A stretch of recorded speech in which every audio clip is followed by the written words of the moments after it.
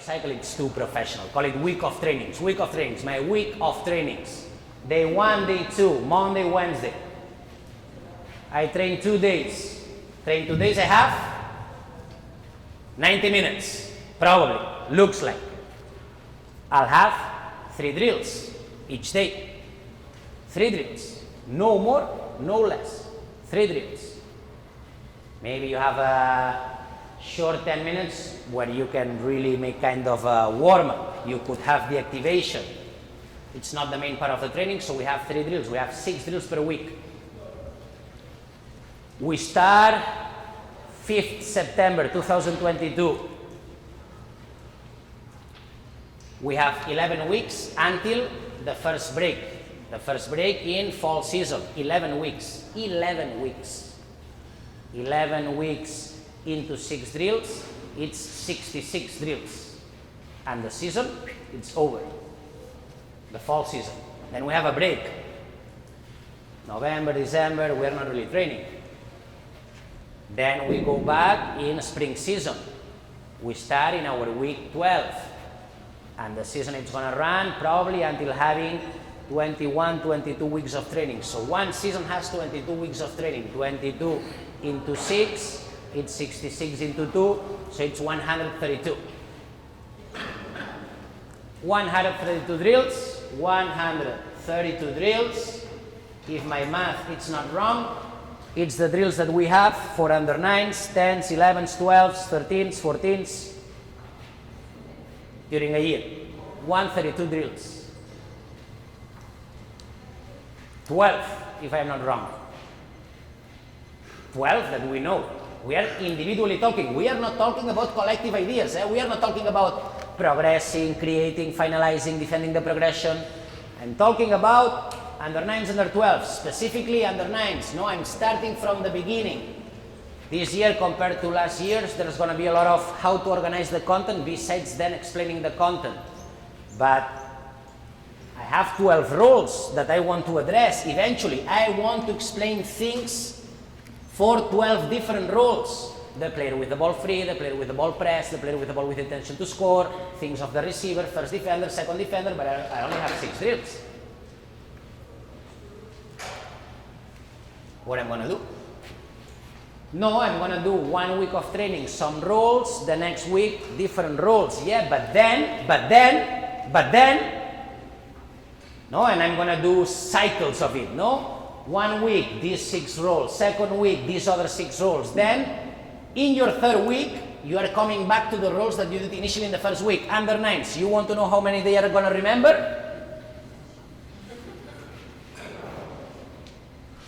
A big 0. No, but we trust the process. Forget the process. You are going to end the season as you started the season.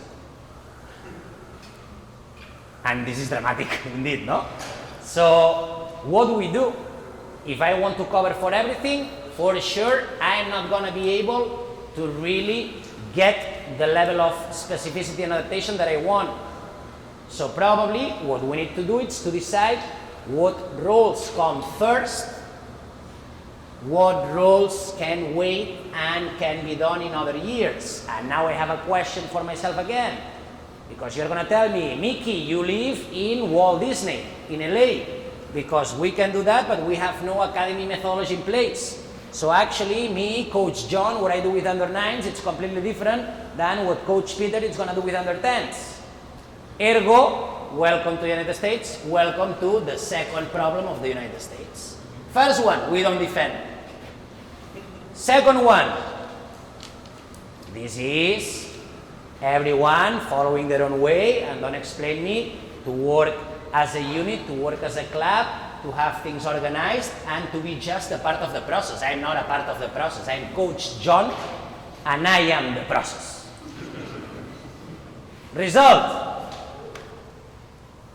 You are going to continue winning a lot of McDonald's trophies, no? And your players are going to leave them, and then they are going to go somewhere else, and they are not going to play a single minute. So what do we do? Under 9s. What do we work on? Remember, Under 9s it's this year, 2013, if I'm not wrong. 2013, it's like this, eh? It's a guy like this, or like this, yeah? 2013, no, I'm gonna work, first drill, the role of the receiver. When the ball is pressed, so the player with the ball is being pressed, but I'm gonna really explain to the receiver what to do when the ball is pressed. Good luck. It's not gonna happen because he doesn't know how to really interact with the game being a receiver. It's too complex already. I'm gonna explain then the first attacker when free. Good choice. He's gonna really be listening to you because you're explaining him what to do when he has the ball or she has the ball and they are free. But basically what you need to find here is your own formula that fits your context. Understanding what roles, they are still a little bit too complex for that age group. Maybe you have an excellent generation of under 9 players that they could eventually understand some concepts of the receiver in their first year. Maybe. I'm not saying that it's not possible. But generally, given the context and the nature of things, a good microcycle that we can really create for under 9s, it's first drill of every single day. We are going to work around universal concepts. I'm explaining in a minute what is this. But the second drill of the other day, we are also going to work around universal concepts. Then probably the second drill, it's going to be always assigned or addressed for the first attacker when free. Why the first attacker when free and not also the first attacker when pressed? Because even being free, they are not going to be able to control the ball. So how you expect them to do things when they are pressed? It's impossible. Again, if your players, they are extremely good, maybe you can put here the first attacker being pressed because maybe they find a solution when they are pressed. But what I have seen with my eyes is that under 9s, if you don't give them a lot of space and time, the ball will go through the legs. It's like that. And you're expecting, no, with kids that the ball goes through the legs, you want to explain them what to do when they are really pressed. Very difficult.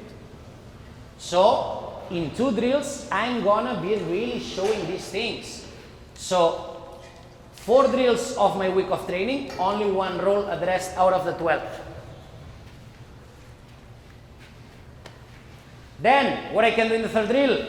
Probably here, because it's important, no? And how I assign the roles, it's also gonna create the identity of the academy, no? Your own soup, if you were cooking a soup, no? The ingredients that you put in here, the roles, no? Everything what you put in your week of trainings, it's gonna define the style and the type of players that you'll have. If in your microcycle you don't include any defensive roles, they are not gonna defend. So, one of the drills will really have to be addressed to the first defender.